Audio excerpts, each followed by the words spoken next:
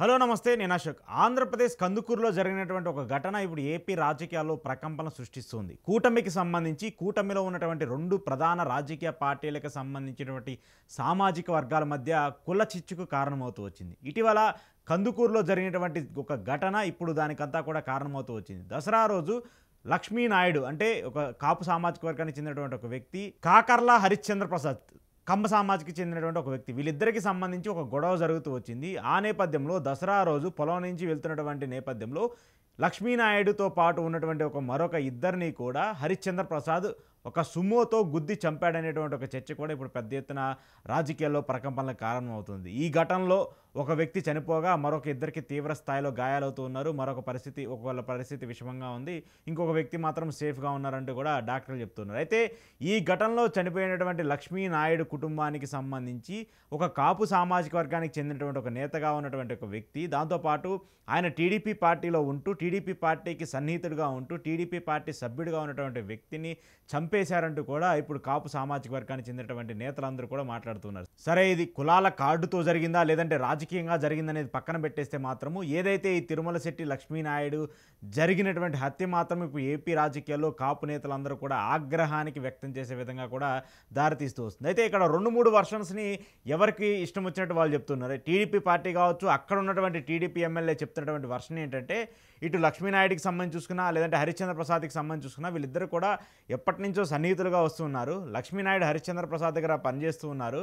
So వీళ్ళిద్దరి మధ్య కూడా సన్నిహిత సంబంధాలు బాగానే ఉన్నాయి. కానీ ఆ తర్వాత లక్ష్మీనాయుడు భార్యతో అసభ్యకరంగా హరిశ్చంద్ర ప్రసాద్ ప్రవర్తిస్తూ వచ్చాడు. ఆ అమ్మాయికి తప్పుడుగా మెసేజ్లు పెడుతూ వచ్చారు. ఈ ఇష్యూకి సంబంధించి వాళ్ళ వైఫ్తో అసభ్యంగా మాట్లాడాడు కాబట్టి వాళ్ళిద్దరికి మధ్య కూడా గొడవలు జరుగుతూ వచ్చాయి. ఇలాంటి నేపథ్యంలో ఒకరినొకరిని తిట్టుకుంటూ వచ్చారు. మొన్న ఎన్నికల సమయంలో కూడా ఎన్నికలకు సంబంధించి కూడా ఆ పార్టీ తరపున నాకు మద్దతు ఇస్తూ వీళ్ళందరూ కూడా ప్రచారం చేస్తూ వచ్చారంటూ కూడా ఎమ్మెల్యే మాట్లాడుతూ వస్తున్నారు. కానీ ఇక్కడ జరుగుతున్నటువంటి ప్రచారం ఏంటంటే ఇదంతా కూడా అబద్ధము.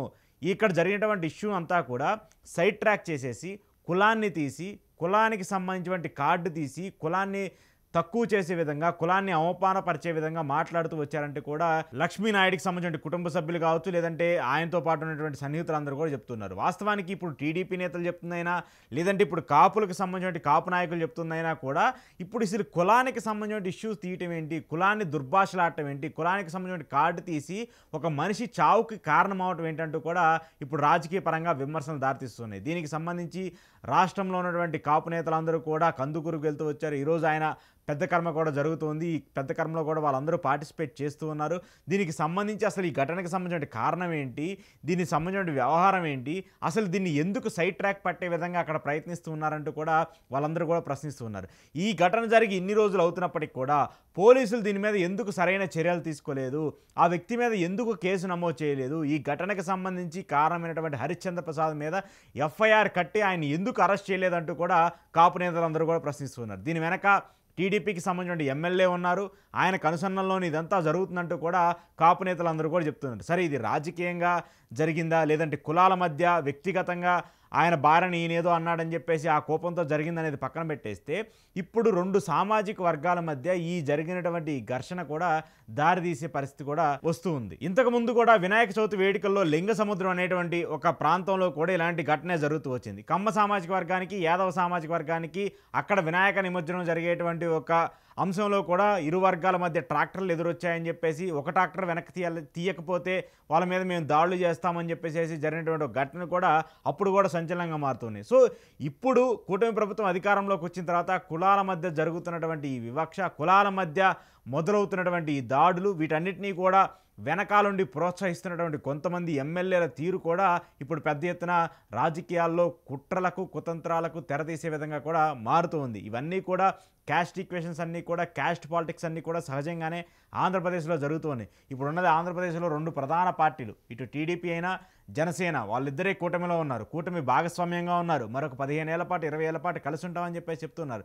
అలాంటిది ఈ ఇష్యూని తెర మీదకి తీసుకొచ్చినటువంటి దాసరి రాము లాంటి వ్యక్తి కూడా, ఆయన కూడా డైరెక్ట్గా మాట్లాడుతున్నారు. ఆయన కూడా జనసేన పార్టీకి చెందినటువంటి ఒక నేత, ఆయన కూడా బయటకు వచ్చి ఏం మాట్లాడుతున్నారు, ఇలా మా సామాజిక వర్గానికి చెందినటువంటి ఒక వ్యక్తుల్ని డైరెక్ట్గా కమ్మ సామాజిక వర్గానికి చెందినటువంటి వ్యక్తులు క్యాస్ట్ కార్డ్ని యూజ్ చేసి మమ్మల్ని హ్యూమిలేట్ చేసి అవమానపరిచి మా వాళ్ళని తక్కువ చేసి ఇంత పెద్ద ఎత్తున వాళ్ళ చావులకు కారణం అవుతున్నా కూడా ఎందుకు మేము సహిస్తూ ఉండాలి, ఎందుకు మేము నోరు మూసుకొని ఉండాలంటూ కూడా ఆయన మాట్లాడుతూ ఉన్నారు. మొట్టమొదటిగా ఇష్యూని ఇంత పెద్ద ఎత్తుగా స్టేట్ వైడ్గా వైరల్ చేయడానికి, స్టేట్ వైడ్గా ఇష్యూని ప్రొజెక్ట్ చేయడానికి ఆయన కూడా ఒక కారణము. సో అలాంటి ఇష్యూ మీద ఇంతవరకు ప్రభుత్వం కావచ్చు, ఇంతవరకు పార్టీలు కావచ్చు, ఇంతవరకు పవన్ కళ్యాణ్ గారు ఎక్కడా కూడా స్పందించలేదు. గతంలో కాపులకు సంబంధించి, దళితులకు సంబంధించి, లేదంటే మిగతా సామాజిక వర్గాలకు సంబంధించి ఎలాంటి దాడులు జరిగినా, ఏం జరిగినా కూడా జగన్మోహన్ రెడ్డి మీద ఉవ్వెత్తున ఎగిసిపడుతూ మాట్లాడేటువంటి పవన్ కళ్యాణ్ గారు ఈరోజు తమ సొంత సామాజిక వర్గంలో ఇలాంటి ఒక ఘటన జరిగితే, తమ సొంత సామాజిక వర్గానికి చెందినటువంటి ఒక వ్యక్తి చావుకి తమ పార్టీకి చెందినటువంటి మరొక కొంతమంది వ్యక్తులు కారణమవుతూ వస్తే దాని మీద స్పందించరా? మీకోసము, మీ కూటమి కోసము, మీ పార్టీల అధికారంలోకి రావడం కోసం పనిచేసినటువంటి వ్యక్తులు ఈరోజు ప్రాణాలు కోల్పోతూ ఉన్నా కూడా మనం మాట్లాడమా? ఇది రాజకీయంగా మీరు వాళ్ళని వాడుకొని వదిలేశారా? లేదంటే రాజకీయంలో వచ్చేసాము, ఇక గెలిచేసాము, 5 ఏళ్ల పాటు ఇంక వాళ్ళని పట్టించుకోవాల్సిన అవసరం లేదు కాబట్టి ఇంక వాళ్ళ గురించి స్పందించాల్సిన అవసరం ఉండదని చెప్పేసి సైలెంట్గా ఉంటూ ఉన్నారా? ఇది ఎంత పెద్ద ఇష్యూ. ఈరోజు జరిగినటువంటి ఈ ఘటన కాపులందరిలో కూడా ఆవేదన రేకెత్తిస్తూ వస్తుంది. ఈరోజు జరిగినటువంటి ఘటన కాపులందరిలో కూడా ఒక అయోమయాన్ని క్రియేట్ చేసుకుంటూ వచ్చింది. అయ్యో, గత ప్రభుత్వంలో చూస్తే ఇలా జరుగుతూ వచ్చింది, సరే మన నేతని, మనకి గుర్తింపు తెచ్చేటువంటి ఒక వ్యక్తిని, మన కులానికి రిప్రజెంటేటివ్గా ఉండేటువంటి ఒక వ్యక్తిని తీసుకొస్తే మనకు ఒక న్యాయం జరుగుతుంది, సామాజికంగా, ఆర్థికంగా, ప్రజాపరంగా కూడా మనకు ఒక అభివృద్ధి చెందుతామని చెప్పేసి ఆశించినటువంటి కాపు నేతలందరూ కూడా ఈరోజు జరిగినటువంటి ఈ ఘటన చూస్తున్నప్పుడు, ఈరోజు జరిగినటువంటి ఈ ఇన్సిడెంట్ చూస్తున్నప్పుడు వాళ్ళందరూ కూడా నోరు మూసుకొని సైలెంట్గా ఉంటే బెటర్ ఏమో అనేటువంటి ఒక దూరంలోకి వెళ్ళిపోతున్నారు. మనం ప్రశ్నిస్తే మనం ఏమైపోతాం అనేటువంటి ఒక దూరంలోకి వెళ్ళిపోతున్నారు. అలాంటిది ఈరోజు కందుకూరు లాంటి ఘటన జరిగినప్పుడు ఇంత పెద్ద ఎత్తున మీ పార్టీకి చెందినటువంటి జనసేన నాయకులే, మీ పార్టీకి చెందినటువంటి జనసేన వ్యక్తులే వాళ్ళందరూ కూడా ఆ కుటుంబాన్ని ఆర్థికంగా ఆదుకోండి.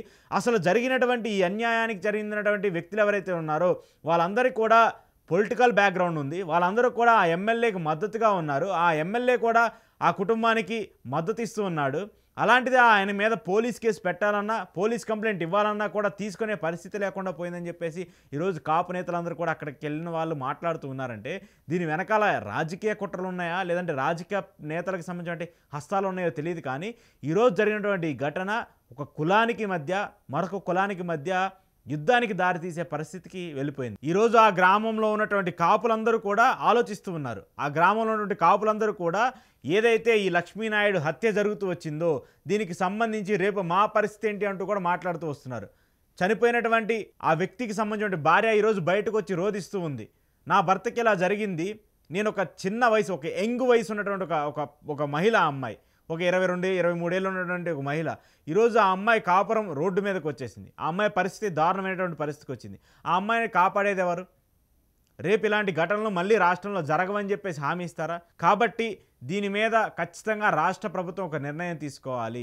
దీనికి సంబంధించినటువంటి కొంతమంది వ్యక్తులు ఎవరైతే పర్టికులర్గా వాంటెడ్గా మనం అధికారంలో ఉన్నాము, మన పార్టీలు అధికారంలో ఉన్నాయి, మనం అధికారంలో వచ్చాము, మన ఎమ్మెల్యేలు మనకు సపోర్ట్ చేస్తామని చెప్పేసి ఎమ్మెల్యేల అండదండలతో రెచ్చిపోతున్నటువంటి కొంతమంది వ్యక్తులు ఎవరైతే ఉన్నారో వాళ్ళందరూ కూడా కులాల మధ్య చిచ్చు పెట్టడానికి, పార్టీల మధ్య చిచ్చు పెట్టడానికి కూడా ప్రయత్నించే అంశం అయితే జరుగుతుంది. సో దీనికి సంబంధించి ఇప్పుడు ఇన్వాల్వ్ అవ్వకపోతే, ఇప్పుడు ఇన్వాల్వ్మెంట్ మీది జరగకపోతే ఖచ్చితంగా రేపు రాబోయే రోజుల్లో మీ పార్టీల మధ్య మీకు అండగా ఉన్నటువంటి క్యాస్ట్ కార్డ్స్ ఏవైతే ఉంటాయో వాళ్ళందరూ కూడా దూరమయ్యే పరిస్థితి ఉంటుంది. మీ అండదండలతో మరొక కులం మీద దాడి చేద్దాము, మరొక వ్యక్తుల మీద దాడి చేద్దాము, మనకి ఎమ్మెల్యే ఉంది, అసలు మన పార్టీని అధికారంలో ఉంది కాబట్టి ఎవరిని ఏమన్నా కూడా మనకు కాపాడడానికి వాళ్ళు ఉన్నారనేటువంటి అండతో రెచ్చిపోయేటువంటి వ్యక్తులు ఎవరైతే ఉన్నారో వాళ్ళందరి మీద ప్రభుత్వం చర్యలు తీసుకోకపోతే, ప్రభుత్వం కంటే కూడా మీ పార్టీ చర్యలు తీసుకోకపోతే ఖచ్చితంగా ఇది ఒక తీవ్ర స్థాయికి దారితీసే పరిస్థితి ఉంటుంది. గతంలో వంగవీటి మోహన్ రంగా హత్య జరిగినప్పుడు ఎంత పెద్ద ఎత్తున రాష్ట్రంలో అలజడులు రేకెత్తు వచ్చాయో అలాంటి అలజడులకు మళ్ళీ కారణమయ్యే పరిస్థితి ఉంటుంది. కాబట్టి ప్రస్తుతం కందుకూరులో జరుగుతున్నటువంటి ఘటన ఏదైతే ఉందో ఆ కందుకూరులో జరుగుతున్నటువంటి ఘటనకి ఫుల్ స్టాప్ పెట్టాలి. రాజకీయ పార్టీలకు సంబంధించిన వ్యక్తులు కావచ్చు, అలాగే కులాల నాయకులు ఎవరైతే ఉన్నారో దీన్ని పెద్ద ఎత్తున విస్తృతంగా చేస్తామని చెప్పేసి మాట్లాడుతున్నటువంటి నాయకులు ఎవరైతే ఉన్నారో వాళ్ళందరూ కూడా దీని మీద దృష్టి సారించి ఈ ఇష్యూకి ఫుల్ స్టాప్ పెట్టాల్సిన బాధ్యత ఉంటుంది. లేదంటే మాత్రము ఈ కులాల చిచ్చు రాష్ట్ర వ్యాప్తంగా పాకితే మాత్రము అది ప్రభుత్వానికి, రాష్ట్రానికి కూడా చాలా పెద్ద నష్టం.